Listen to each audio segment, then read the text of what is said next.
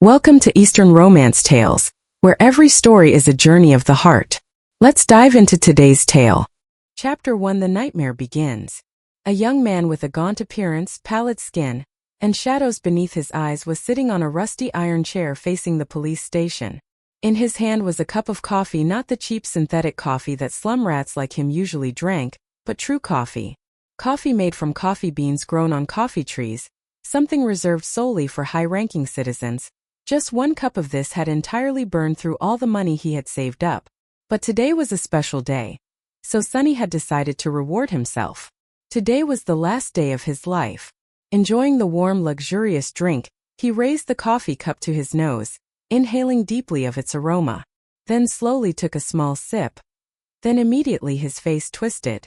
Ah, bitter. Staring at the coffee cup, Sonny sighed and compelled himself to finish it.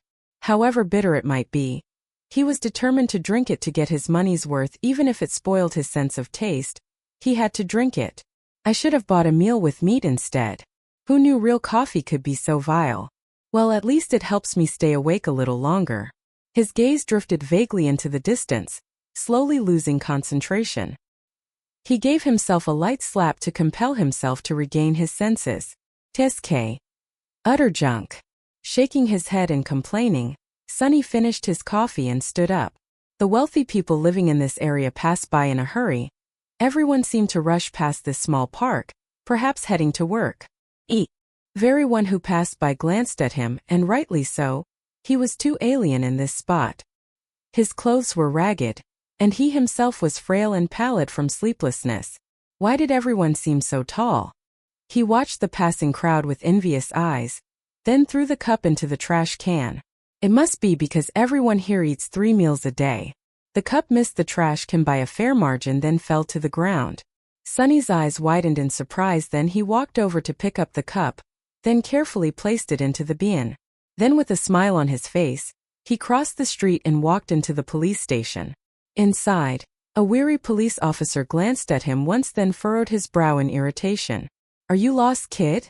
Sonny looked around curiously. He saw that all 4 walls were fortified with reinforced panels, while on the ceiling there were gun muzzles carelessly hidden. The officer before him seemed gruff and ill-natured. At least the police station hadn't changed much. "Hey, I'm asking you, kid." Sonny cleared his throat. "No, I'm not." Then scratched his head before continuing. "As per the stipulations of Special Edict 3, I have come to confess because I am a carrier of nightmare magic." The officer's expression instantly changed from irritation to circumspection. He observed the young man before him once more, his eyes now more thoroughly scrutinizing. "Are you sure you're infected? When did the symptoms begin?" Sonny shrugged. "About a week ago." The police officer's face visibly paled. "Damn it." Then he hurriedly pressed the button on his control panel and shouted, "Attention! Black code in the lobby. I repeat, Black code." Nightmare spell first appeared several decades ago. At that time, the world was in the process of recovering from a series of natural disasters, followed by wars over resources. Initially, a disease causing millions to complain of fatigue and drowsiness did not garner much attention. But then they succumbed to unusual sleeps, showing no signs of waking for days, at which point the governments of nations finally panicked. Of course, by then it was already too late, and even if they had reacted sooner, perhaps the outcome would not have been much different. When the infected died in their sleep, their bodies transformed into monsters, and no one was ready. The nightmare creatures quickly overwhelmed armies, plunging the entire world into chaos. No one knew what that spell was, what its power entailed, or how to fight it. Finally, the awakened those who survived the spell's first trial and return stemmed that devastating tide. With the superhuman abilities they received in the nightmare, they restored peace and re-established a new order. Of course, that was merely the first disaster the spell brought. But for Sonny, those things held little meaning. Yet, a few days ago he began to feel an unusual drowsiness. For an ordinary person, being chosen by the spell was both a peril and a promise. Nowadays, children learned all manner of survival and combat skills at school, training to be ready if selected. Affluent families even hired specialists to teach their offspring various martial arts. Those from awakened clans even gained inheritances, possessing memories along with echoes from their first journey into the dream realm. In short, the wealthier one was, the greater their chance of survival and becoming an awakened. But for Sunny, a boy with no family, who spent his days rummaging through trash cans for food, being chosen by the spell offered no chance at all. This was nothing short of a death sentence. A few minutes later, Sunny let out a deep yawn while several police officers were busily tying him. He was secured to a bulky chair, which resembled a hospital bed combined with a torture device. The room they occupied lay in the basement of the police station, fortified with thick, reinforced walls and a massive vault-like door. The officers now stood pressed against the walls, automatic rifles clutched in their hands, their faces as somber as a funeral procession. Truthfully, Sunny couldn't bring himself to care about them. The only thing he could think about was this overwhelming drowsiness. Suddenly, the vault door swung open, and a silver-haired police officer stepped inside. With a weathered face and stern eyes, it was evident he was a man who had endured many terrible things in his life. After checking Sunny's restraints, the elderly police officer glanced at his watch before addressing Sunny. "What is your name, boy?" Sunny blinked a few times, striving to focus, then stirred slightly. "Sunless." The police officer's brow furrowed slightly. "Sunless? A peculiar name." Sunny tried to shrug, but his body remained utterly still. "Is it so peculiar? At least I possess a name. Outside the urban zone, many don't even have one." After yawning, he continued. "I was born on the day of an eclipse. My mother, you see, had a poetic soul. The reason for his strange name was so, as for his younger sister, her name was Rain. At least that was the name of the girl when she was still living with them. But truth be told, he also did not know if his name was because his mother was passionate about literature, or because she was lazy either." The police officer spoke hoarsely. "Do you need me to contact your family?" Sunny shook his head. "No family. No need." For a moment, the police officer's expression grew bleak. Then he turned serious. "All right, Sunless. How much longer can you stay awake?" "Well, not long." He sighed. "So we will not have time for the entire procedure. Try to stay awake and listen carefully to my words." "All right." Without waiting for a reply, he continued. "How much do you know about nightmare magic?" Sunny looked towards him a little vaguely. "Well, like what people know. Who doesn't know about magic? I don't mean the nonsense they show in movies or media. I mean, what do you know about it?" A question that was difficult to answer. "Well, I will be taken to the dream realm, kill a few monsters to complete the first nightmare, receive magical power and then become an awakened?" The older police officer shook his head. "Listen carefully. Once you sleep, you will be taken to the first nightmare. Nightmares are challenges created by magic. When you get there, you will indeed encounter monsters, but you will also encounter other people. Remember, they are not real. They are just illusions created to test you." "How do you know?" He stared towards him. "I mean, no one understands the nature of magic or how it works, right? So how do you know those people are not real? Perhaps you will have to kill them. So I advise you to best consider them as illusions." "Oh." Waiting for about a second, the police officer nodded, then continued. "Many things in the first nightmare depend on luck. Normally, it will not be excessively difficult. At the very least, the circumstances you will face, the items you will have to use, and the creatures you will have to defeat will all be within the scope of your abilities. After all, the purpose of magic is to set challenges, not to execute. You will be at a disadvantage because, well, of your circumstances. But children from the outskirts are all very resilient. Don't give up." Sunny felt increasingly sleepy. Just the act of conversing had become more difficult. As for magical power, it's true that you will receive that power if you survive until the end of the nightmare. But what that power will depend on your natural talent as well as your actions during the challenge. But from the very beginning, you will also receive a little power. The police officer's voice faded into the distance. Sunny's eyelids were so heavy that just opening his eyes made him tired. "Remember, once you enter the nightmare, the first thing you must do is check your attributes in class. If you are a combat-oriented class such as a swordsman or an archer, then you will have an easier time. If you also have any attributes that boost physical strength, then it will be even easier. Combat classes are the most common, so the likelihood of you receiving one is quite high. The room gradually grew darker. If you unfortunately have a class not related to combat, do not be pessimistic. A mage or other classes are all useful in their own ways, you just have to use your mind to utilize them. No class is useless. Well, almost no class. So try your best to survive. If you survive, you will be half a step away from becoming an awakened. But if you die, you will turn into a gate for a nightmare creature to appear in this world. And my colleagues and I will have to deal with it. So, please don't die sunless. Already drowsily sinking into sleep, Sunny felt somewhat touched by the police officer's words. At least don't die immediately. The most recent awaken was a few hours ago, so we would be very grateful if you could last long enough so that we don't have to fight that monster. What? With that final thought, Sunny drifted into sleep. Then in the darkness, a familiar voice softly resonated. Aspirant, welcome to the magic nightmare. Prepare for the first challenge. Chapter 2: The Slave Caravan. Sunny dreamed of a mountain. A jagged towering cliff stood solitary amidst the surrounding smaller peaks, like a saw blade cutting into the night sky. The gentle moonlight embraced the mountain, causing it to emanate a faint haunting glow. Along a slope, a stubborn trail clung to the rock face. Scattered in several places, a few pebbles emerged from the snow. To the right of the path was an infinitely high cliff, an impenetrable solid wall. And to the left was an endless empty expanse of night.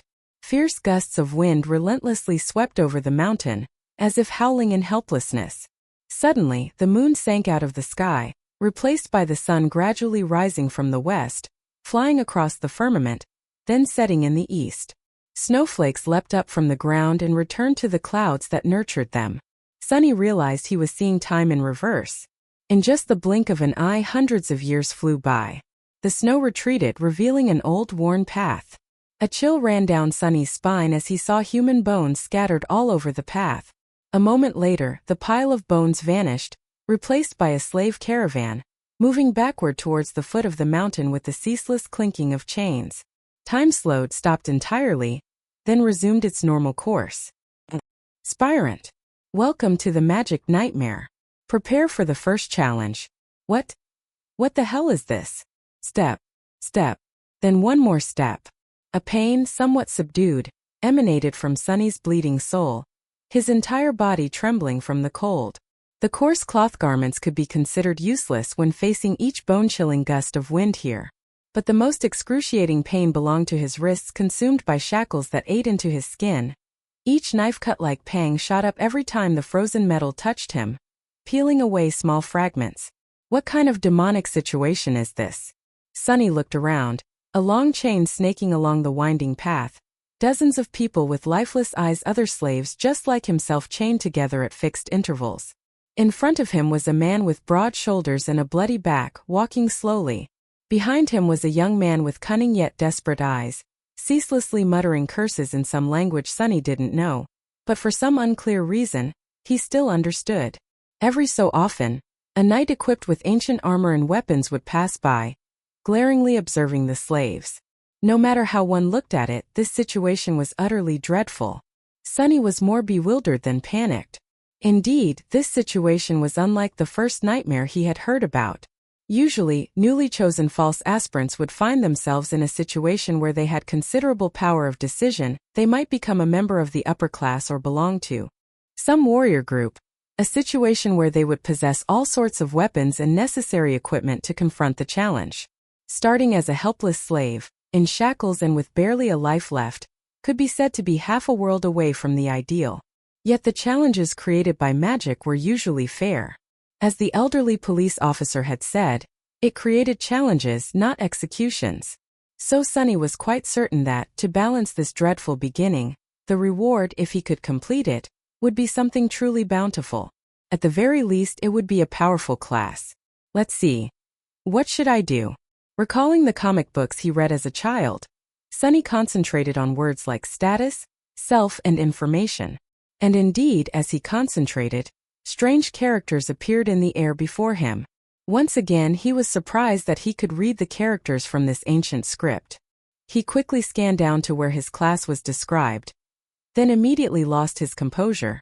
What the hell is this? Name Sunless. True name. Rank aspirant. Soul core dormant. Memories. Echoes. Attributes destiny divine mark, child of darkness. Class temple slave. Class description slaves are useless individuals, possessing no special skills worth mentioning. Temple slaves are no different, only far rarer. Lost for words, Sunny stared blankly at the characters, trying to hypnotize himself into believing he had misread. Surely he couldn't be this unlucky. Could he? No class is use. Less. The hell? Lost in thought, he missed a step and stumbled, his body dragging the mass of chains down as he fell. Immediately, the cunning man behind him shrieked, "You wretched bastard! Walk properly now!" Sunny hastily ignored the characters only he could see, trying to regain his balance. A second later, he was walking in steady rhythm with the slave caravan again, but before that, he had unintentionally pulled the chain once more. "You cur! I'll kill you presently." The large man in front of Sunny laughed aloud, without bothering to turn his head. Why bother? The weak will simply perish before the sun rises. The mountain will claim their lives. After a few seconds he continued, "It will also claim your life and mine. It will simply take longer. I truly do not understand what the Empire is thinking, forcing us to travel in this cold." The cunning one took a deep breath. "Tell that to yourself, you foolish old man. I shall live." Sunny slightly shook his head, struggling to concentrate so as not to stumble once more. A congenial pair. Suddenly a third voice interjected, emanating from somewhere behind them. The voice sounded gentle and intelligent. "This time of year, the weather on this mountain is usually much warmer. We have simply met with ill fortune. Furthermore, I advise you not to harm this young man." "Why?" Sunny subtly inclined his head, listening in silence. "Do you not see the markings on his skin? Our kind falls into slavery due to debt, crimes, or imply ill luck. He, however, was born a slave. More accurately, a temple slave. Not long ago, the Empire just annihilated the last temple of the God of Darkness. I suppose that is why this lad is here. What of it? Why should we fear a weak, half-forgotten god? He could not even save his own temple. The Empire is shielded by the mighty god of war. Naturally, they would not shy from burning down a few temples. But our kind has no one to shield them. Do you truly wish to tempt the wrath of a god?" The broad-shouldered man growled, but did not wish to answer. Their conversation was interrupted when a soldier, riding a beautiful white horse, rode past. Clad in leather armor with a spear and a short sword, he looked very noble and distinguished. What annoyed Sunny was that the scoundrel was quite handsome as well. If this were a Korean drama, that soldier would undoubtedly be the main character. "What is amiss?" The voice lacked its usual harshness, even seeming concerned. As everyone hesitated, the gentle voice replied, "Not, sir. We are simply tired and hungry, especially this young man. This journey is truly too arduous for one so young." The soldier looked at Sunny with pity in his eyes. "What are you staring at? Mine and yours are likely much the same." Naturally, Sunny merely thought this to himself. The soldier sighed and took out a water bottle from his waist, then handed it to Sunny. "Just a little more, little boy. We are about to stop for the night. Drink some water." Little boy. Kid. Because of his thin body and small stature, a consequence of malnutrition, Sunny was often mistaken for a younger age. Usually, he didn't mind taking advantage of that fact to gain advantage, but now, for an unknown reason, hearing people call him a kid made him very uncomfortable. But he was thirsty. As he was about to receive the water bottle, a whip sound rang out, and Sunny endured a pain that shot to his bones. He fell down, once again pulling along the chain, making the cunning slave behind him cry out. Another soldier, older and angrier, stopped his horse a few steps away from them. The whip that tore the layer of clothes on his back and bit into his flesh belonged to this man. Without bothering to look towards the group of slaves, he glared at his young colleague, his eyes clearly showing contempt. "What do you think you're doing?" The young soldier's face darkened. "I just gave this kid a little water. He will get his water along with the rest when we set up camp. But, shut your mouth. These slaves are not your friends. Understand? They are not even human. Treat them like humans and they will start imagining nonsense." The young soldier looked towards Sunny, then lowered his head and put the water bottle back on his waist. Don't let me see you befriending the slaves again. Otherwise, the next time this whip will taste your blood."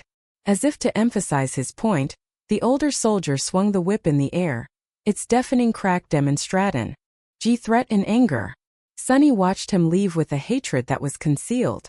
"I don't know how, but I must see you die first." Then he turned back and glanced towards the young soldier walking behind, his head still not lifted. "As for this one, you are the second." Chapter 3: The Threads of Fate. For the next few minutes, Sonny's mood continued to be gloomy.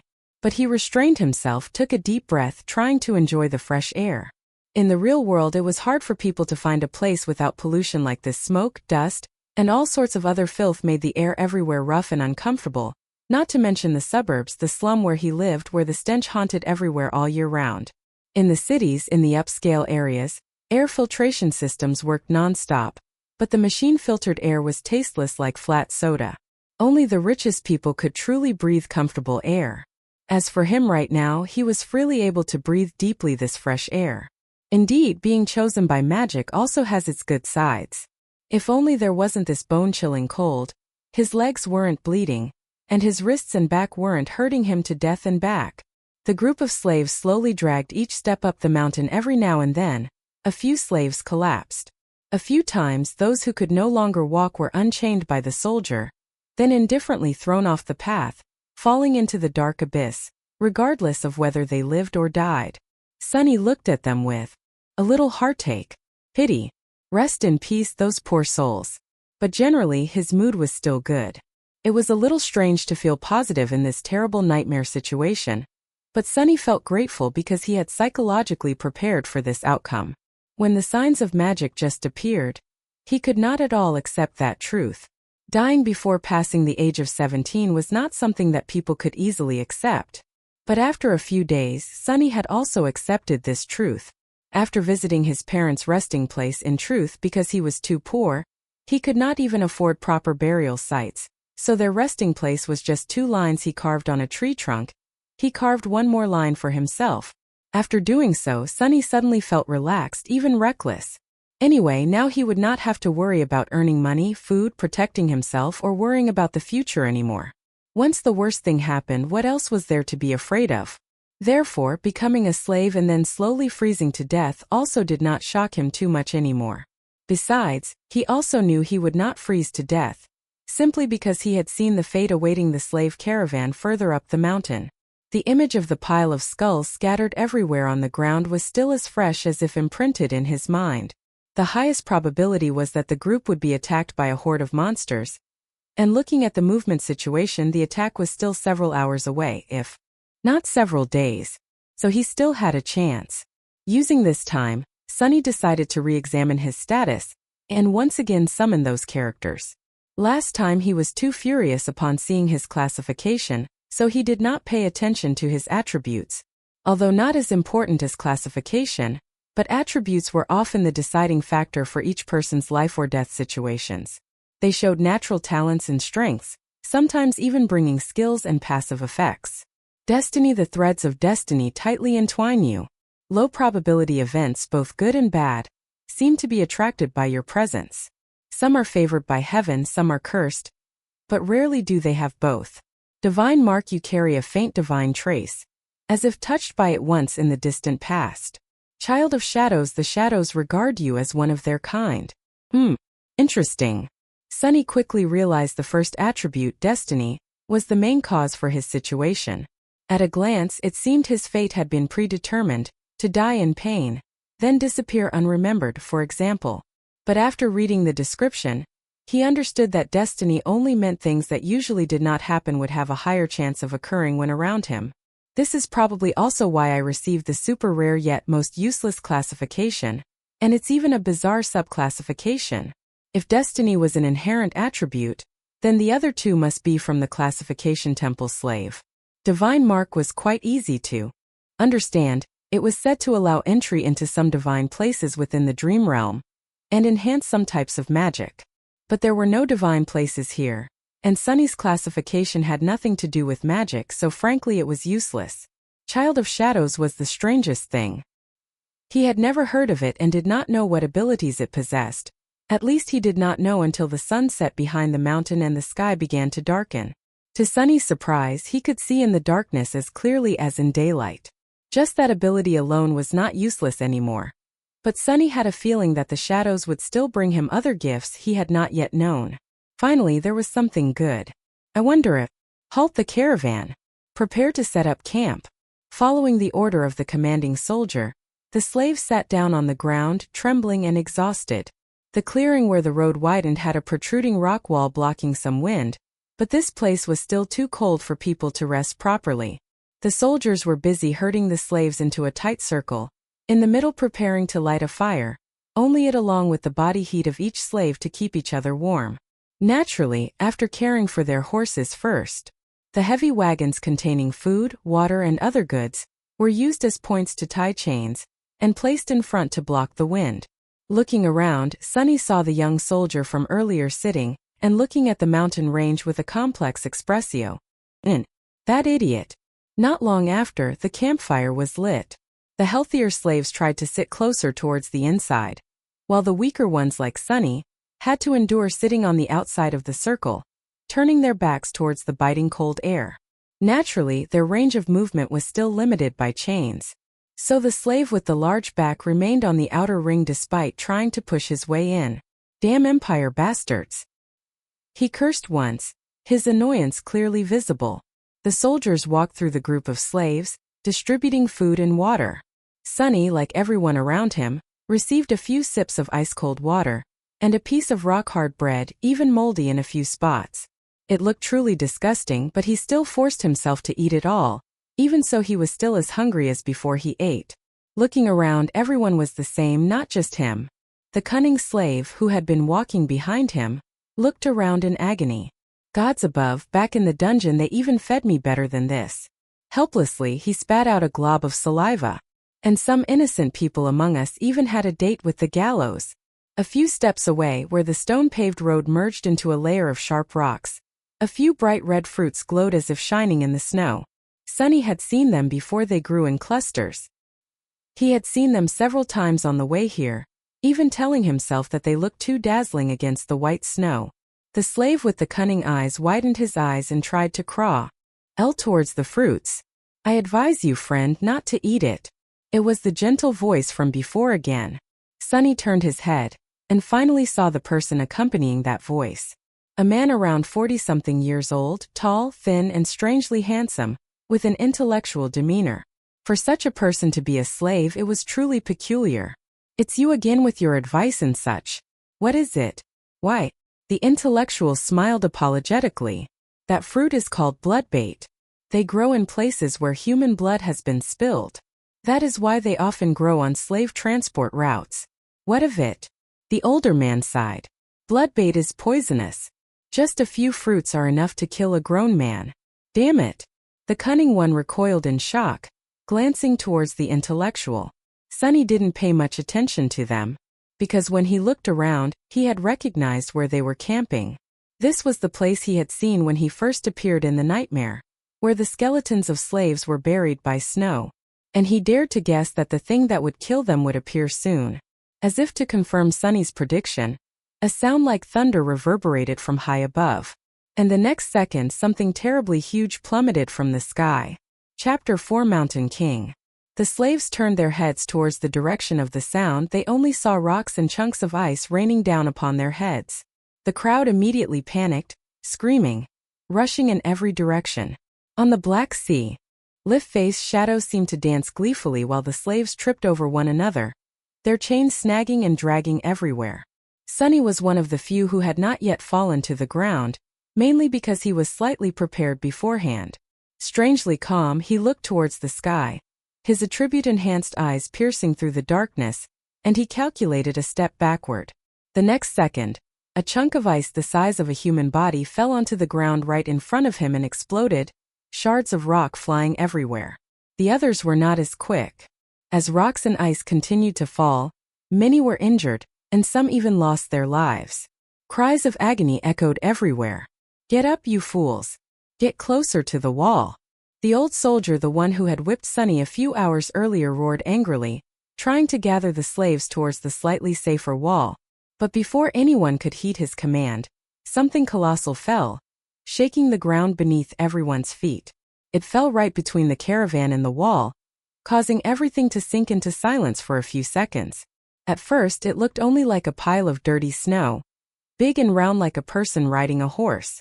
But when that creature stretched its long arms and then stood up, it was like a tower looking down at the crowd of people, like a terrifying harbinger of death covering the entire stone ground. That thing must be at least 4 meters tall. Sunny was a little dazed. The creature had 2 short, thin legs. Its body was hunched down, and its many-jointed arms were strangely long.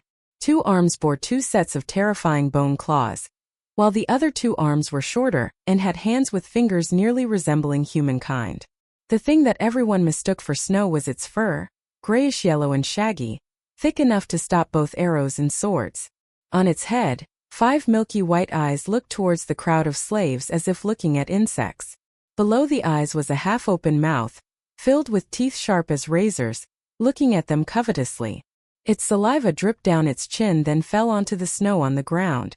What made Sunny's heart stop the most was a strange-shaped thing, like a worm, constantly moving under the skin of that creature. He could see them clearly because unfortunately he was one of the unlucky ones standing closest to that horrifying creature, like sitting in the front row to watch a horror movie. This is a bit too much. He was stunned. Just as he thought that, everything became chaotic again. The beast twitched, swinging its claws towards him. But Sunny was one step ahead, not wasting a single movement. He jumped to one side as far as the chain allowed, placing the burly slave between himself and the monster. Quick reflexes saved his life. The sharp claws, each about the length of a sword, slashed through that slave. Blood splattered up, reddening the entire air in front of him. Wet with the hot blood, Sunny fell to the ground, while that slave, now a corpse, fell onto him. Damn it! Why are you so heavy? Temporarily blinded, Sunny heard a howl which sent shivers down his spine. Additionally, he also felt a giant shadow pass over him. Immediately after that, a series of howls rang out like an orchestra. No time to pay attention, he tried to roll the corpse off himself to one side, but was pulled back by the iron shackle on his hand, twisting his wrist, making him turn pale with pain. Disoriented by pain, he felt himself dragged a few steps. Then the chain suddenly slackened, and he could control his hand again. This is not the worst yet. Placing his hand on the chest of the corpse, he pushed with all the strength he had. The heavy corpse stubbornly refused to yield, but eventually it rolled to one side, shedding its burden on Sunny. But before he could celebrate the freedom just achieved, Sunny suddenly felt his blood wanting to freeze. Because at that moment, when his hand was still pressed against the corpse, he clearly felt something moving under its skin. You fool, why on earth did I think this isn't the worst yet for nothing? He instinctively recoiled backwards. Using his foot to kick the corpse away, Sunny tried to crawl as far from the corpse as possible, about 1.5 meters. The damn chain. Quickly looking around, he saw shadows dancing on the cliff face, mad monsters and slaves screaming loudly. Then his gaze refocused towards the corpse, which at this moment was starting to thrash wildly. On the opposite side of the corpse, the cunning slave gasped, looking at that terrifying sight. Sunny waved his hand to attract his attention. What are you looking at? Get away from it. The cunning one tried but immediately fell. The chain was twisted between the 3 of them, the heavy corpse in the middle like an anchor. Sunny gritted his teeth. Right before his eyes, the corpse was undergoing a disgusting transformation process. Strange bone segments pierced through the skin, growing out like thorns. Muscles swelled and twitched, as if wanting to transform. Fingernails turned into sharp claws. The face cracked and then split open, revealing a deformed mouth with as many as 2 rings of fangs. This is not good at all. Sunny convulsed. The urge to vomit rose in his throat. The chain. The intellectual slave, just a few steps from the cunning one, pointed towards the chain, his face pale as a ghost.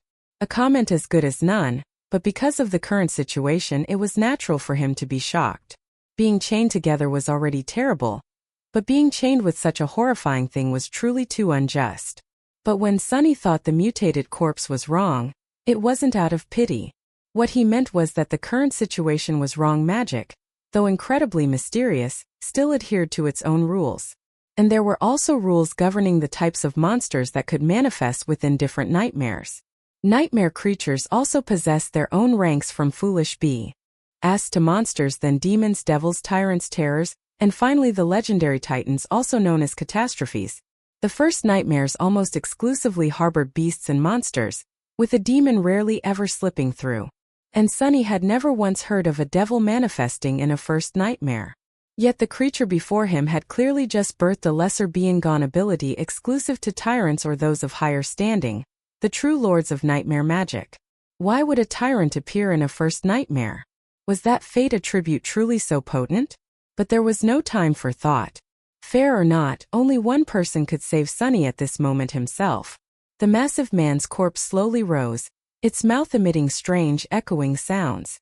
Granting it no time to fully awaken, Sunny cursed under his breath and lunged forward, seizing the slack chain. One of the monster's hands, armed with 5 razor-sharp claws, shot towards him, but Sunny evaded it with a pre-calculated move. What saved him wasn't reflex but pure lucidity. Sunny had never been taught elegant combat skills, for his childhood had been spent on the streets rather than in school like other children. Yet the path of life itself was a harsh school. All his life he had learned countless ways to survive. That experience allowed him to maintain his clarity in any conflict. So instead of freezing in panic or succumbing to confusion, Sunny knew he had to move. Stepping closer, he flung the chain around the monster's shoulder, then yanked it tight, binding its 2 hands to its own body. Taking advantage of the monster still being sluggish and disoriented from its transformation, Sunny bound the chain around its body several times, narrowly avoiding having his face torn off in the process. The good news was that the monster could not use its hands. The bad news was that in binding it, he had used almost the entire length of the chain, leaving virtually no distance between them. "You two!" Sunny roared towards the 2 slaves. "Pull that chain as if your lives depend on it." It was no exaggeration. The cunning one and the intellectual one flinched. Then, understanding his meaning, they began to move. Gripping the chain from both sides, they pulled with all their might, tightening their hold on the monster and preventing it from thrashing free. Excellent, Sunny thought. The monster flexed its massive muscles, struggling to break free from the chain. The chain shrieked, groaning as it chafed against the monster's bone spines, sounding as though it might shatter. So much for excellent. Wasting no more time, he flung his arm upward, catching the monster's neck with the smaller chain attached to his wrist cuff. Then he spun around, standing back to back with the monster a safe distance from its repulsive maw. Sunny knew he barely possessed the strength to choke an ordinary person, let alone a hideous mutated monster currently attempting to devour him. But now, using his back as a fulcrum, he threw the entire weight of his body into pulling the chain. Perhaps there might be a chance. Pulling down with all his might, he felt the monster's body press against his back, its jagged bones piercing his skin. The monster continued to thrash violently, the chain screaming as if on the verge of snapping. The question now was what or who would break first, the chain or the monster? Die! Die, you bastard! Blood and sweat streamed down Sunny's face, as he knew nothing but to pull and pull, forcing his body to expend every ounce of strength it possessed. Each second felt like a century. Strength and stamina, which were already scarce, were rapidly depleting. His back, wrists, and muscles, riddled with wounds pierced by bone spines, all ached to the point of breathlessness. And then, finally, Sunny felt the monster's body collapse. A moment later, a familiar voice rang out, the sweetest sound in his life. "You have slain a slumbering beast, the hatchling of the mountain lord." Chapter 5: Broken Chains. You have slain a slumbering beast, the hatchling of the mountain lord. Sunny collapsed to the ground, gasping for air. His entire body ached, and even though his body was currently pumped full of adrenaline, it still couldn't soothe the pain and exhaustion. Even so, he was overjoyed. The satisfaction of slaying the hatchling was so immense that he didn't even feel disappointed about not receiving a memory, a special item connected to creatures living in the dream realm. So, me times bestowed upon awakened individuals as spoils of war. A magic sword or a suit of armor would have been immensely useful at this moment. But even just a warm coat would have made him content. 3 seconds. You are allowed 3 more seconds of rest, Sunny, he told himself. The nightmare was far from over. A few seconds later, He forced himself to regain lucidity and look around, attempting to assess the current situation. The hatchling was dead, which was good. But he was still bound to it by the chain. The two cunning and intellectual slaves were both ashen, looking like two corpses. The two of them were hastily unchaining the monster so they could move a bit more freely. Fools! They're harming themselves. The chain, it turned out, had broken in two at some point. That was why it suddenly went slack when Sunny was pulled by the panicked slaves. If their shackles had slightly simpler keyholes, perhaps he could have tried to pick the lock. But each handcuff was connected by a single link. If it couldn't be opened, then no one could escape. The tyrant, the mountain lord, in Sunny's conjecture, was evading everyone's sight thanks to the blinding glare of the fire. But Sunny could still sense its movements with every tremor emanating from the stones, along with the helpless screams of the surviving slaves. A few angry shouts rang out, indicating that some soldiers were still alive, struggling to fight the monster.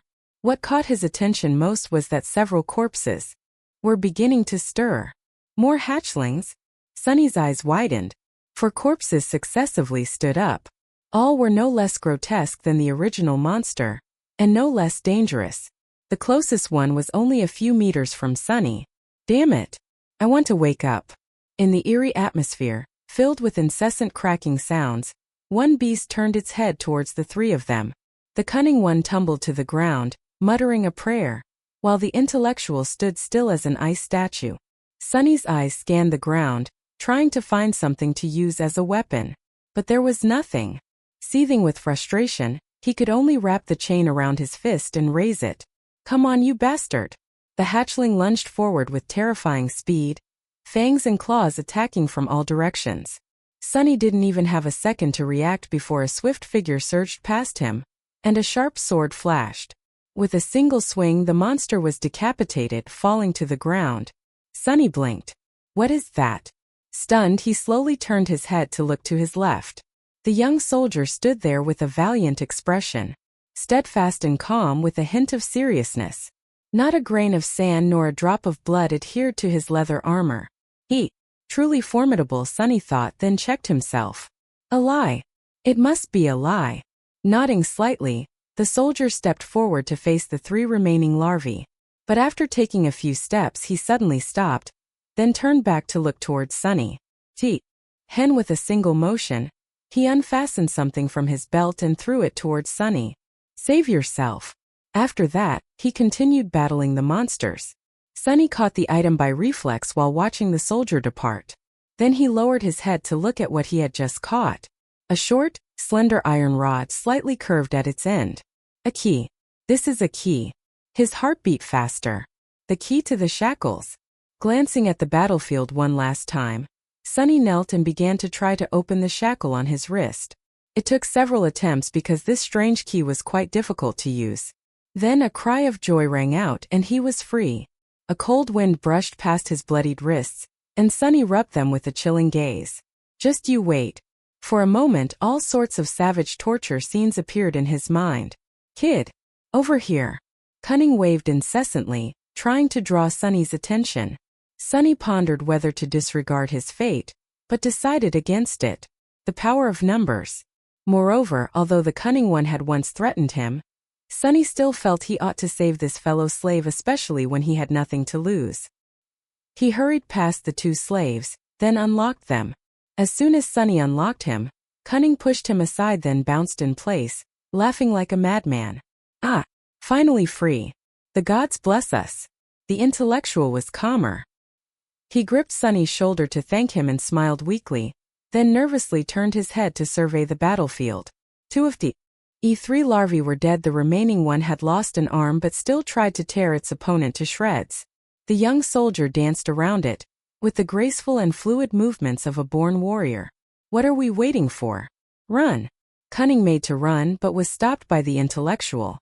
My friend, if you say advise one more time, I swear to God I will smash your head. The two slaves did not conceal their animosity, glaring at each other. After a moment, the intellectual lowered his gaze and sighed. If we run now, we will surely die. Why? He pointed towards the large bonfire. Because if we don't have that fire, we will freeze to death before seeing the sunlight.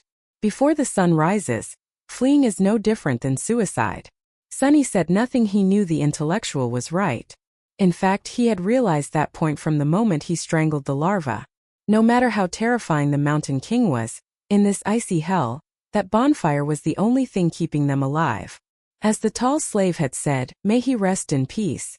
No one needed to kill anyone. This mountain would take their lives if it had the chance. So what? I'd rather freeze to death than become prey for that monster. Death isn't even everything. Gasp. Turning into that lot, the cunning one tried to appear brave, but his voice lacked any decisiveness. He glanced towards the surrounding darkness, shivered, and then stepped back. By this time, the third larva had also died, and the young soldier was nowhere to be seen either. Perhaps he had joined the battle on the other side of the fire, leaving only 3 slaves on this side of the mountain. The intellectual cleared his throat. The monster might already be satisfied with those it had killed. Perhaps it would be driven away by the army or killed. Whatever the case, if we stay, our chance of survival, though small, still exists. If we run away, that chance is none. So what must we do? Unlike the intellectual, Sunny was certain that the Mountain King would not be satisfied with the slaves it had killed. He also did not believe that a few mere mortals could defeat it. Even if the people here were not ordinary folk but awakened, a battle with a tyrant was not something they could easily survive, let alone win. If he wanted to live, he needed to eliminate it somehow. "I'll go see." The cunning one looked at Sunny as if he were looking at a madman. "Are you insane? You want to go near that monster?" Sunny looked at him with empty eyes, then shrugged and walked towards the monster that was raging. Chapter 6: Confronting the Tyrant. Sunny walked towards the nightmare creature. Not just an ordinary creature. A creature of Class 5, a terrifying tyrant. The survival rate was so low that anyone would be laughed at if they intended to fight it. Naturally, the exception was awakened, who were 2 or 3 ranks above it. Sunny was certainly not among those exceptions. But even so, he still had to deal with the Mountain King somehow and avoid the painful death he had seen. The level of difficulty was absurdly high, extremely unfair right from the start, so Sunny was too bored to even think about it anymore. To be honest, he didn't even have any extra energy to worry about such things. After all, what was there to be afraid of? From the very beginning, this was already a death sentence for someone like him. So what difference did it make to die early or late? Why worry? On the other side of the campfire, the situation turned from bad to worse. Most of the slaves had died. A few soldiers fought in desperation, and it was clear to see that everyone here was nearing the end of their lives. Right before Sunny's eyes, the tyrant picked up the corpse of a slave, dragging the chain attached to it, then opened its wide, disgusting, blood-filled mouth. One bite crushed the corpse, tearing it in 2, with only half a lower body remaining in the chain. 5 indifferent eyes looked into the distance while chewing the corpse, blood streaming down its chin. A soldier noticed the beast's upper hands were busy. He lunged forward, thrusting out a long spear. Not bothering to turn its head, the tyrant reached out one of its 2 lower hands, seized the soldier's head, tight as an iron clamp, crushing a person's head as if squeezing a bubble. A second later, the headless corpse was thrown down the abyss, disappearing into the darkness below. John Zao bent over, retching ceaselessly. Then he shakily stood up, glaring tower. "Yes, Sunny. All right, you've seen it, now what?" Sunny did not reply, observing the tyrant thoughtfully, tilting his head slightly. John Zao glared at him for a moment longer, then shifted his gaze to Tri-Tuk. "I already told you, old man, this kid's mind isn't normal. How can he be so calm?" "Shoo! Keep your voice down, you fool." John Zao's face turned pale. He slapped himself once, then covered his mouth with both hands, then anxiously looked towards the tyrant. Fortunately, that disgusting monster was busy devouring the slaves like it was feasting the lucky ones who were already dead, and the unlucky ones who were still alive, so it didn't notice them. John Zao slowly exhaled. Sunny was still busy thinking, calculating his chances of survival. How can that thing be eliminated?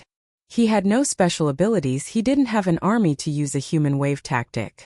He didn't even have a single weapon that could scratch that damn thing's skin. Sunny moved his gaze and looked past the beast, towards the endless darkness under the moonless sky.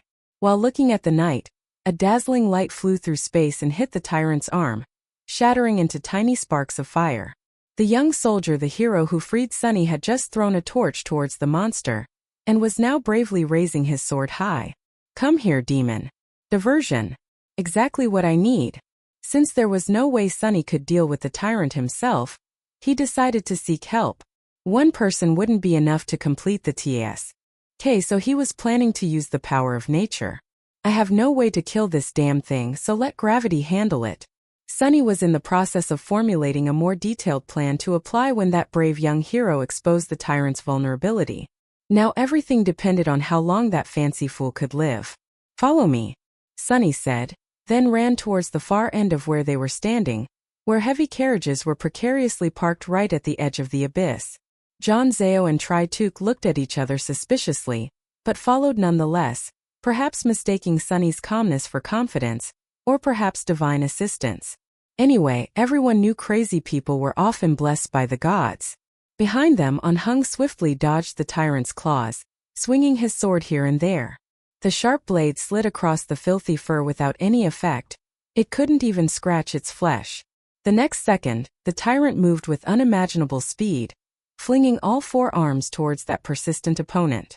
Sunny was completely unaware of those things. He was frantically running towards the carriages. Upon arriving, he quickly looked around, ensuring no larvae were nearby, then walked towards the end of the carriages. The last carriage lay right on the rock face, placed sideways to block the wind from below the mountain, its head facing the cliff face and its tail facing the abyss. Two large logs were placed under the wheels to prevent it from rolling backwards. Sunny looked towards his two companions, then pointed towards the logs. "By my command, you two remove them. Then push the cart. Understand?" "What? Why?" John Zao looked blankly at Sunny, while Tri-Tuk looked at the two wooden planks, then looked back at the tyrant. Hung, by some miracle, was still alive, weaving between the opponent's four arms, each time escaping peril only in the nick of time. Occasionally he swung his sword, but to no avail. The Mountain King's fur was too thick, and its hide was also too tough, so ordinary weapons could not possibly injure it. On the young warrior's face, there was a hint of hesitation. As Sunny could see, all the other soldiers were dead, so he needed him to live a little longer. "Don't die so soon." Then he said to John Zao, "Then you will see." Next, Sunny continued to run, following the chain that was anchoring the cart. What he was looking for was obscured by corpses. Blood and gore splattered on the ground, but for once fortune was on his side. A short while later he found what he needed, the end of the chain. Finding the nearest shackle, still attached to a deformed corpse of a slave and still locked, Sunny knelt down and tried to open it with a key. A muffled scream rang out. Glancing over, he saw Hung flying through the air, finally struck by the tyrant. Even more extraordinary, the young soldier landed on both feet, sliding several meters across the stone surface. Limbs intact, no serious wounds were visible on his body. Without stopping for a second, he rolled forward, picked up his sword, then rolled again, this time to the side, just in time to dodge a heavy stomp from the tyrant. Roll? What kind of freak would roll around like that in that situation? There was no time to waste. Sunny finally opened the lock. Shaking the corpse free from it, he then locked it onto the chain itself, forming a knot with a noose. Now everything would depend on resolve, hand-eye coordination, and luck. Looking towards John Zao and Tri-Tuk, who were still standing by the cart, he shouted, "Right now." Then, picking up a long section of chain, Sunny stood facing the tyrant. Hung glanced at him. His eyes focused on the chain for a moment, then followed it to the cart. Then, without any expression, the young warrior doubled his efforts to draw the monster's attention away from Sunny. So he's smart too? Life is so unfair. Clearing superfluous thoughts from his mind, Sunny focused on the chain in his hand, weighing its heft and length, then the distance between him and the tyrant. Time seemed to slow down. "Please don't miss." Gathering all his strength, Sunny spun in place, then threw the chain into the air, like a fisherman casting a net. The loop at the end of the chain widened in its flight, approaching where Hung and the tyrant were fighting. Sunny's plan was to throw it close enough to them.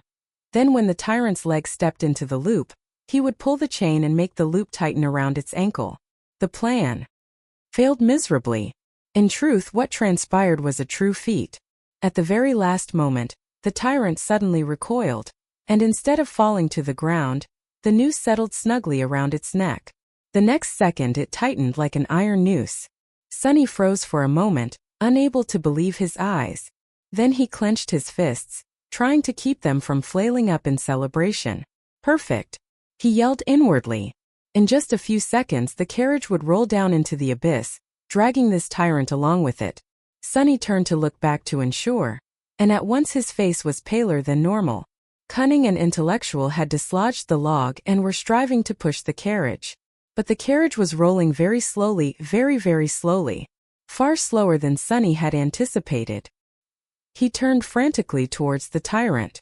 The creature, startled by the chain suddenly appearing around its neck, had raised its hands, preparing to tear the chain apart. Sunny's eyes widened. In the next moment Hero lunged at one of the tyrant's legs, pushing it off balance, buying them a little more time. Sunny, meanwhile, had also run towards the carriage, cursing incessantly in his head.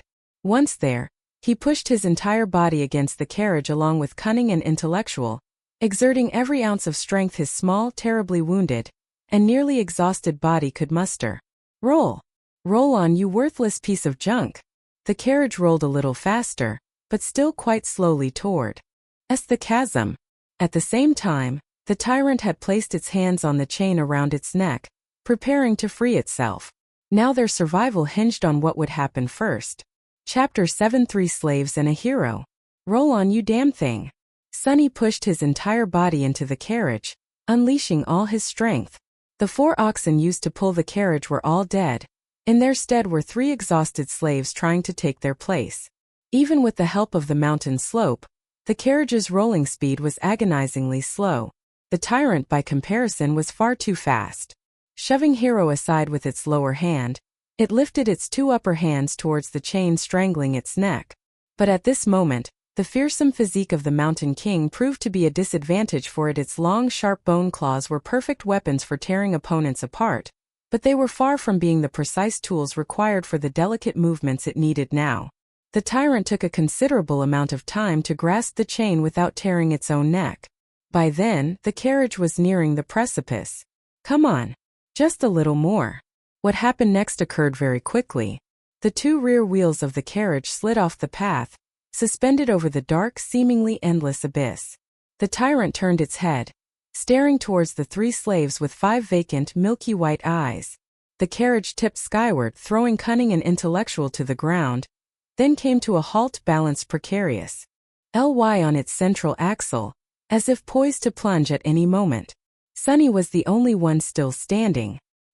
He cast one final glance towards the enormous monster, then lunged towards the carriage, shoving with his shoulder with every ounce of his strength. The carriage finally lost its balance and plunged off the mountain, the underside of it colliding with the cliff face, creating ear-splitting echoes. Sunny collapsed, landing on his knees, narrowly avoiding falling with the carriage. He turned his head towards the tyrant, offering a mocking grin towards it. The Mountain King stirred, charging towards that scrawny slave, but it was already too late. Only an instant later, the loop around its neck cinched, dragging it down with an unimaginable force, flinging it into the abyss like a feather-light doll. The creature tumbled into the silent night, as if it could not fathom being vanquished by a tiny human. Go die, you wretch!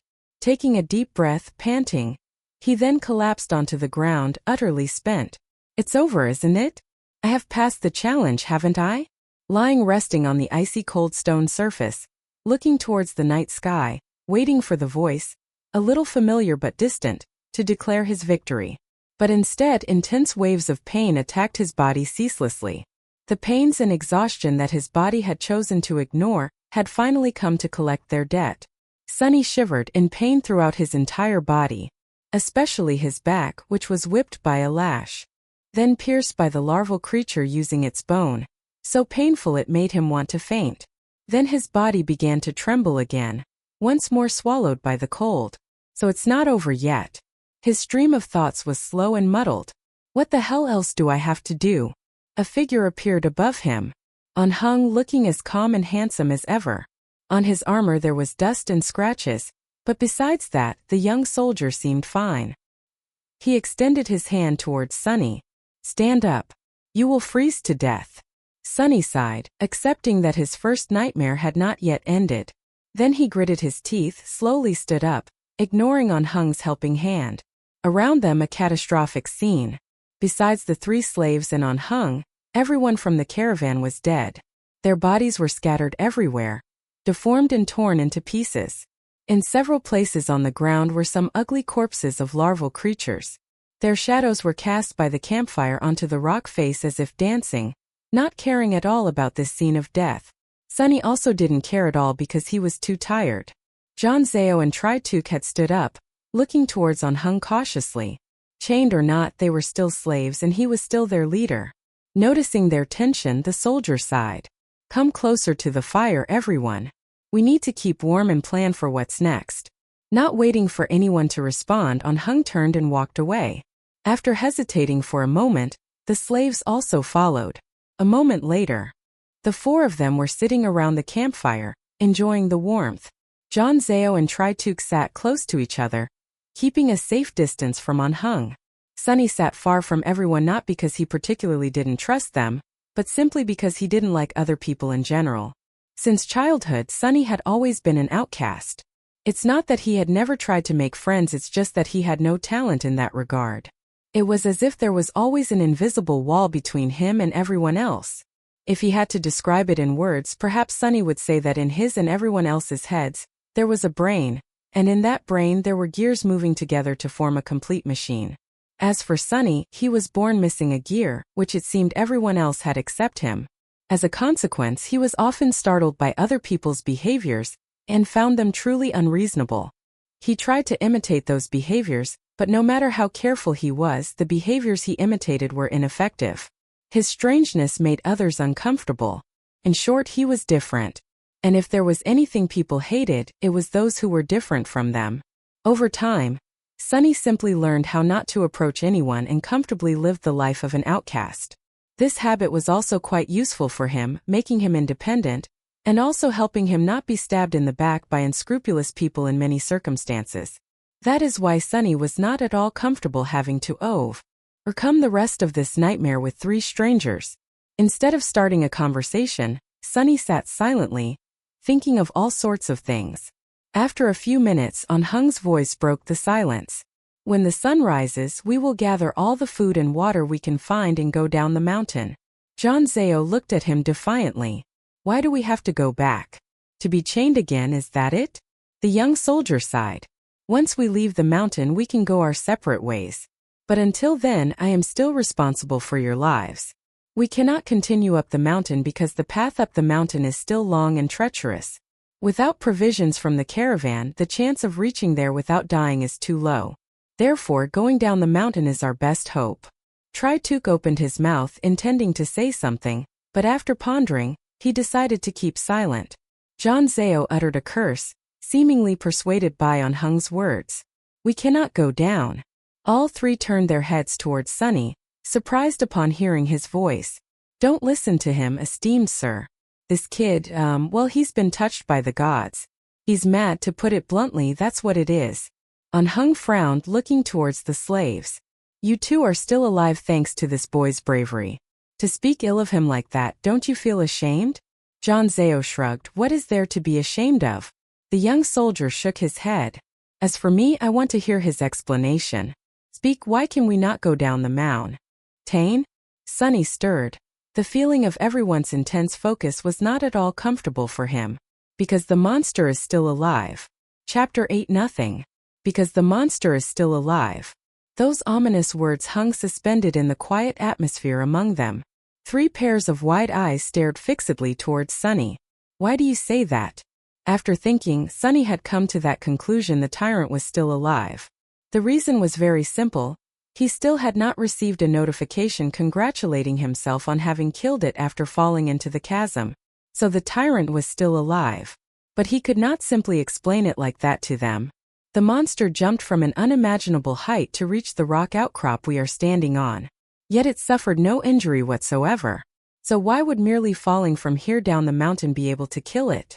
On Hung and the 2 slaves all could not find a flaw in Sunny's argument. He continued.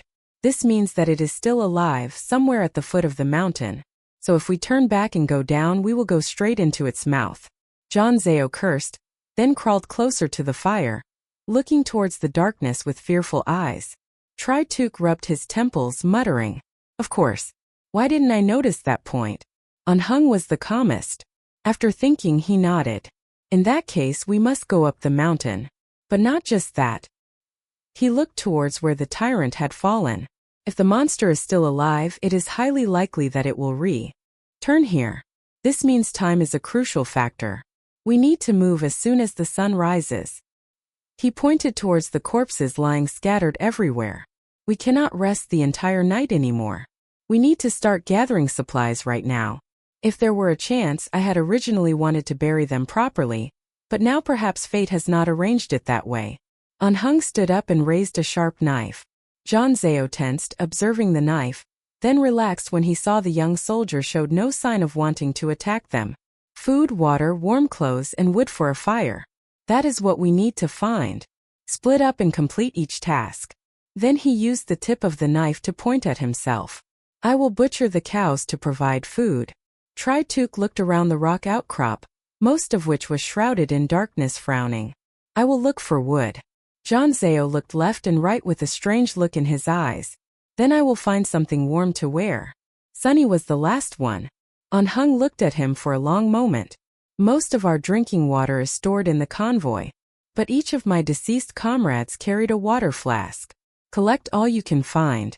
A moment later, when he was far enough from the fire to hide in the darkness, Sunny searched for the soldiers' corpses and picked up their half-frozen water flasks. Trembling in the bitter cold air, he finally couldn't endure it any longer and tripped over the corpse wearing leather armor. The old soldier, the one who had whipped Hai M for daring to accept Anhung's water flask, was severely wounded and dying, but miraculously was still alive with his last breaths. Horrific wounds covered his chest and abdomen, clearly causing him immense pain. His time was running out. Sunny knelt beside the dying old soldier and looked everywhere, searching for his water flask. How ironic, isn't it? He thought to himself. The old soldier tried to focus his eyes on Sunny and weakly moved his hand, trying to grasp something. Sunny followed his gaze and saw a broken sword shard not far from them. Curiously, he picked it up. Are you looking for this? Why? Are you people Vikings, perhaps? Even in death you want a weapon in your hand? The gasping soldier did not reply. His eyes gazed towards Sunny with an intense, unidentifiable emotion. Sunny sighed. Well, fine then. Anyway, I promise to watch you die. Having said that, he leaned forward and slit the old man's throat, then threw the blade away. The old soldier convulsed, choking to death on his own blood. The expression in his eyes changed. Gratitude? Hatred? Sunny did not know either. Whether real or a dream, this was his first time killing a person. Sunny had initially thought he would feel guilty or scared, but he felt nothing at all. It seemed that, for better or worse, his cruel childhood in real life had prepared him quite well for this moment. He silently sat beside him for a little longer, keeping him company in this final moment of life. After a moment, a whisper from the magic echoed in his ear. You have killed an unnamed slumbering human. Sunny flinched. Oh, that's right. Killing people also counts as an achievement. The magic doesn't discriminate. But in comics and movies they usually don't mention this. He noted that and was about to toss it aside. But the magic still hadn't finished speaking. You received a memory. Sunny froze, his eyes wide. That's right. Please give me something good. Memories could be anything, from weapons to enchanted items. What was received from a slumbering rank opponent likely wouldn't be too powerful, but it was still a bargain, weightless and undetectable, able to be summoned from thin air with a mere thought. Memories were truly very useful. Furthermore, unlike ephemeral things, he would be able to bring it back to reality if he survived. The advantage of having such an item in the outer districts was invaluable. A weapon. Give me a sword. Received a memory silver bell. Sunny sighed in disappointment. Well, with my lot in life, what did I expect? Regardless, the item was still worth investigating.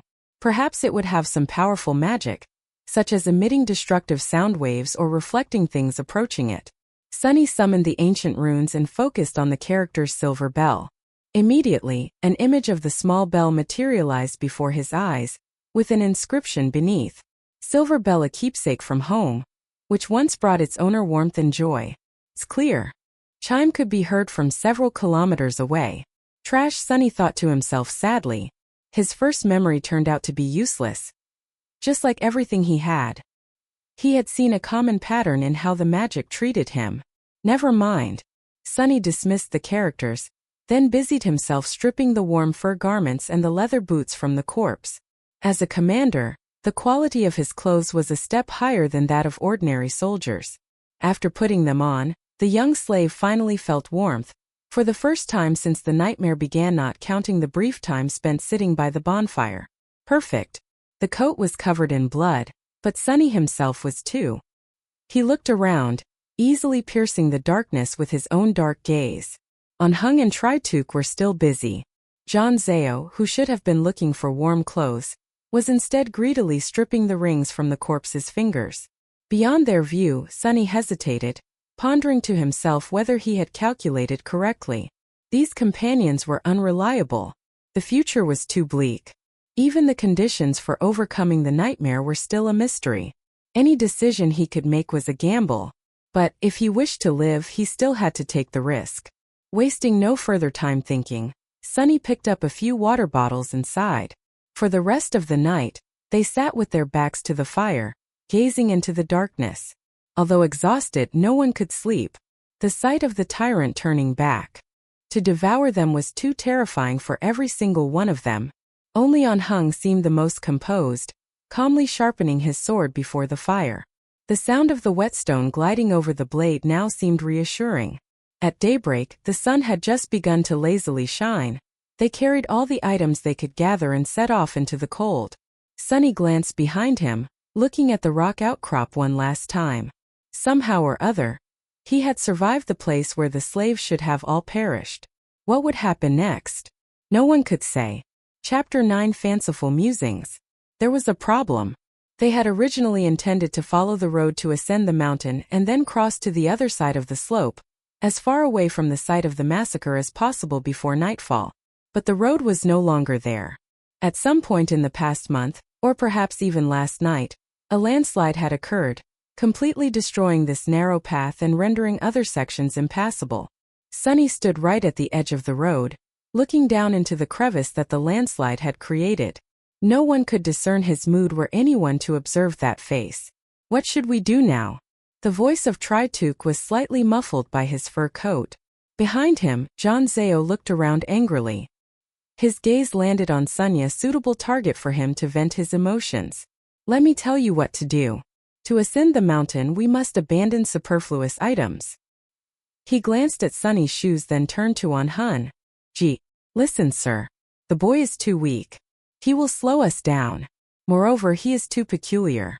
Doesn't looking at him make your skin crawl? The young soldier replied with a contemptuous gaze, but John Zao had not yet finished speaking. Look at the way he glares at me. I swear to the gods, ever since he joined the caravan, everything has visibly worsened. Perhaps the old man was right, the boy is cursed by the shadow god. Sunny restrained himself from rolling his eyes. Indeed, he was very unlucky, but the truth was contrary to John Zao's accusations.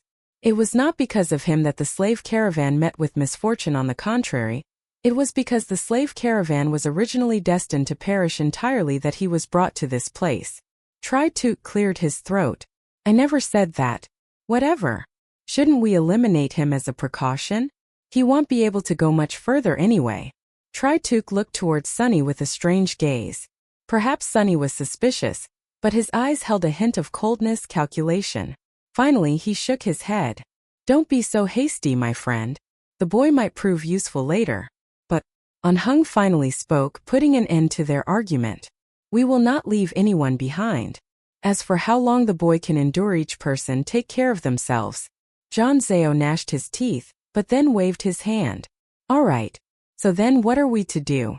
The four of them looked towards the broken road, then towards the mountainside, a sheer cliff created by a landslide. After a moment of silence, Trituk spoke. Actually, in the old days there was a path leading up the mountain peak, sometimes used by pilgrims. Afterwards, the empire expanded several sections of that path, and built a proper road above it, to go across the mountainside rather than straight up to the peak. He looked up. The old path must still be somewhere above us. If we can climb up there, we might be able to find an undamaged section of road. Everyone followed his gaze, hesitating at the prospect of having to climb this treacherous cliff. Of course, except for On Hung, calm as a sage. Because of the rockslide, the cliff was no longer sheer, but the incline was still quite steep. John Zhao was the first to speak. Climb up there? Are you crazy? Tri-Tuk ruefully shrugged. Do you have any better ideas? No one did. After a moment of preparation, they began to climb. John Zhao and Tri-Tuk stubbornly carried along the weapons they had collected from the dead soldiers. But Sunny, with a heavy heart, left the newly acquired short sword behind. He knew this climb would push his endurance to its limit. Perhaps at this moment that short sword was not very heavy, but soon a few grams on him would feel like a ton. As the weakest among them, just keeping up with them was already a great effort, so he had few options. Discarding a few kilograms of iron was the right decision. Hauling all that gear up the mountain slope was difficult enough, but climbing the mountain in with them was nothing short of torture. Just half an hour later, his muscles felt like they were melting. His lungs felt like they would burst. Gritting his teeth, Sunny pushed onward. He constantly reminded himself to place his feet correctly. On this jagged, icy cliff face, just one wrong step could cost a person their life. I must think of something more pleasant, he told himself.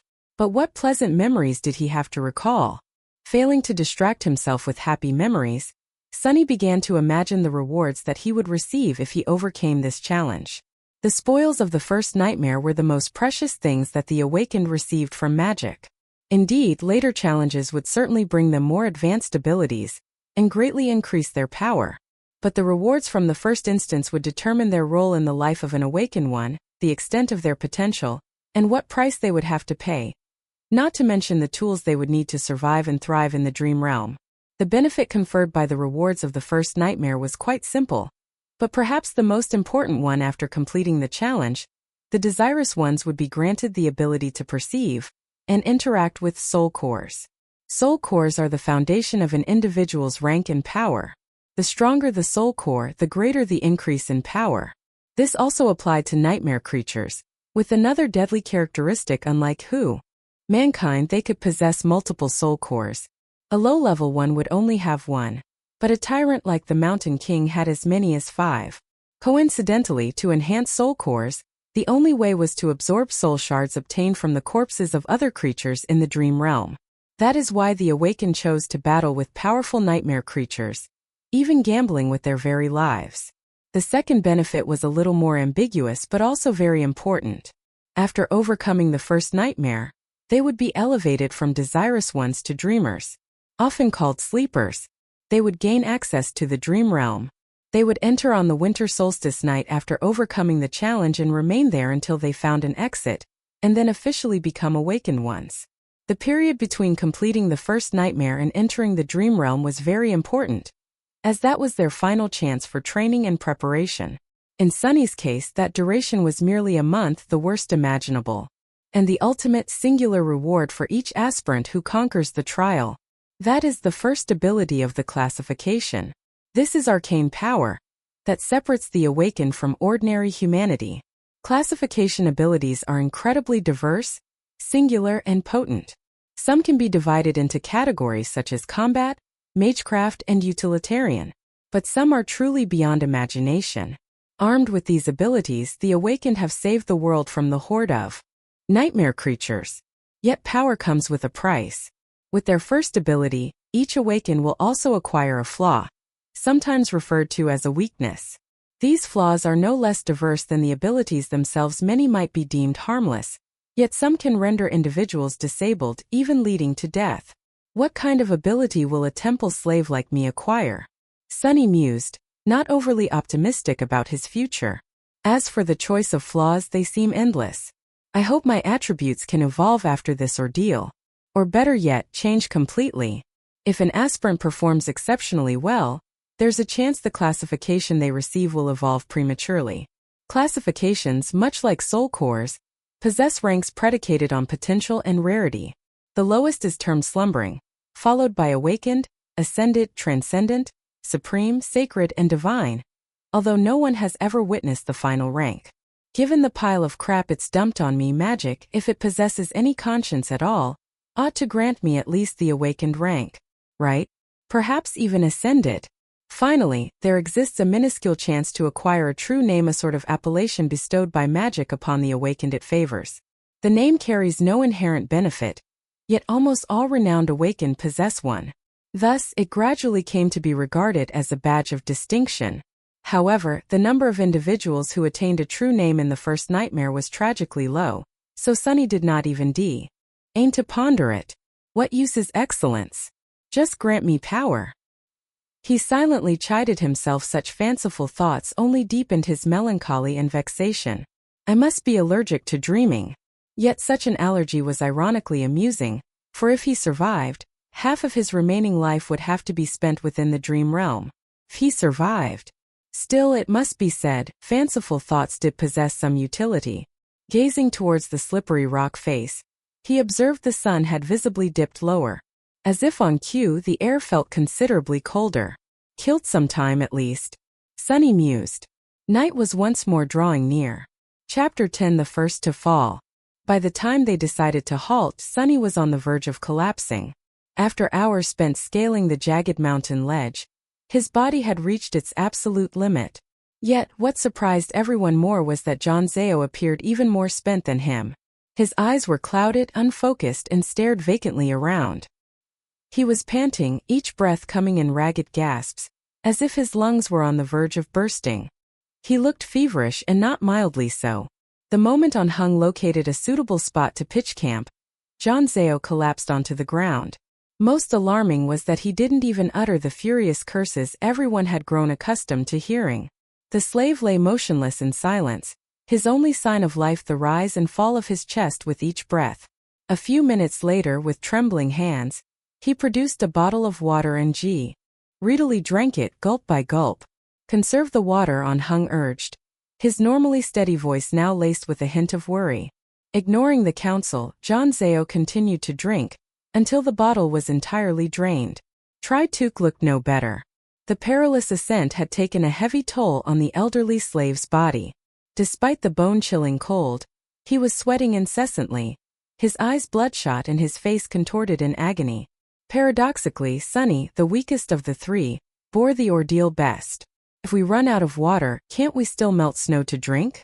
On Hung regarded Tri-Tuk with a complex gaze. Perhaps a time will come when we can no longer light a fire, if we do not wish to attract the attention of that which we do not want. No one spoke, knowing well what On Hung was alluding to.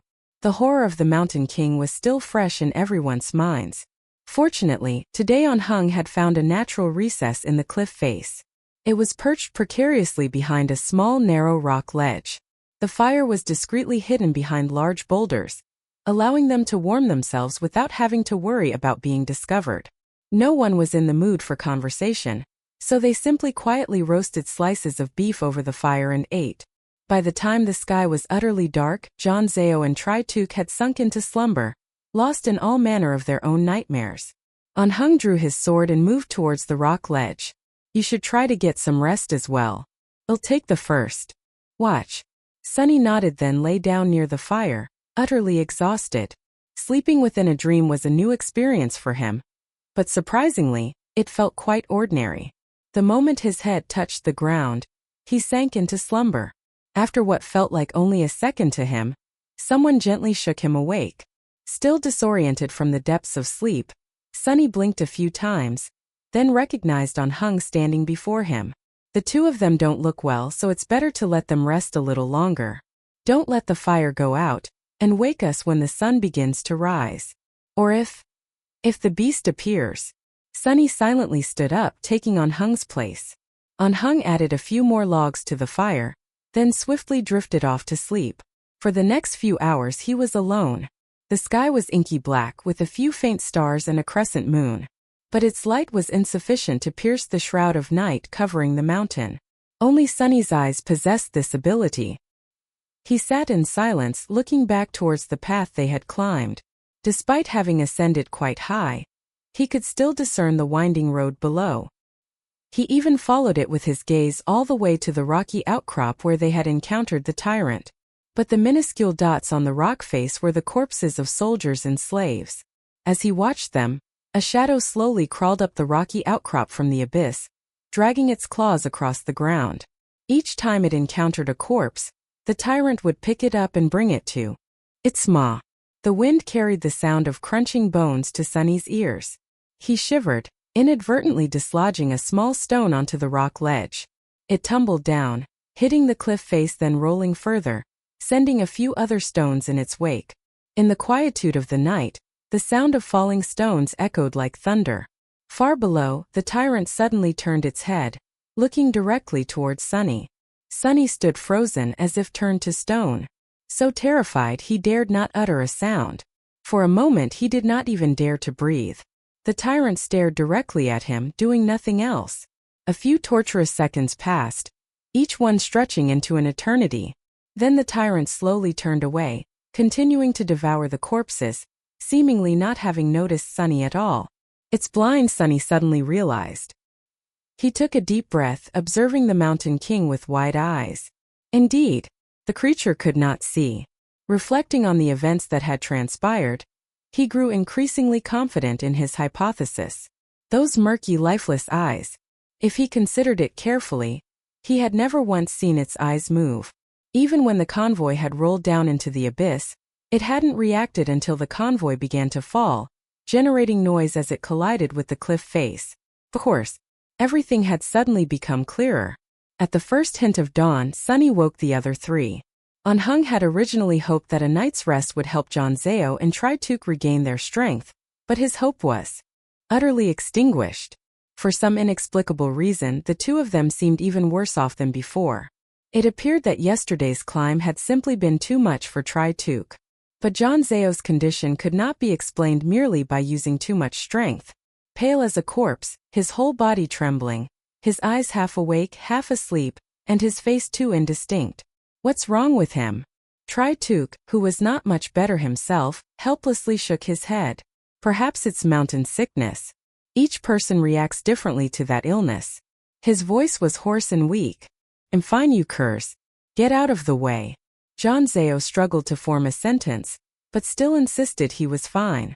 Anhung frowned, then took almost all the items that the stubborn slave had to carry and transferred them to his own burden. After a moment of hesitation, he gave some to Sunny. "Did anything happen while we were asleep?" Sunny stared at him for a few seconds. The corpse-eating monster. The young soldier frowned further. "How do you know?" "I heard it." Anhung walked to the edge of the rock and looked down, trying to see the distant crag. After about a minute, he clenched his teeth, showing hesitation for the first time. "Then we must move faster. If that creature finishes eating the corpses, it will come towards us. We need to find the old path before tonight." Frightened and deflated, they began to continue their climb. Sunny was slowly dying under the weight of the newly added items. Fortunately, Zhao and Trituk had drunk almost all their water, so it lightened their load a little. "This is hell," he thought to himself. They climbed higher, then higher, then higher still. The sun climbed with them, slowly ascending to its zenith. No one spoke, no one jested, only the sound of labored breathing. Each one focused on step by arduous step. But Zhao was left further and further behind. His strength had abandoned him. Then at one point Sunny heard a helpless scream. Turning his head, he only had time to see a panicked face. Then Zhao fell backwards, his foot slipping from the ice-covered rock. He hit the ground hard and continued to roll down, still trying to grasp onto something. But it was too late. Frozen in place, helpless, they could only watch his body roll down the mountainside, leaving a trail of blood on the cliff face. With each passing second, Zhao looked less and less like a person and more like a ragged doll. A few seconds later, his body stopped, crashing into a large rock protruding from the cliff face. A pile of bones and flesh. Zhao was dead. Thank you for tuning into Eastern Romance Tales. Please like, share, and follow to support my work. It truly motivates me to bring you more stories.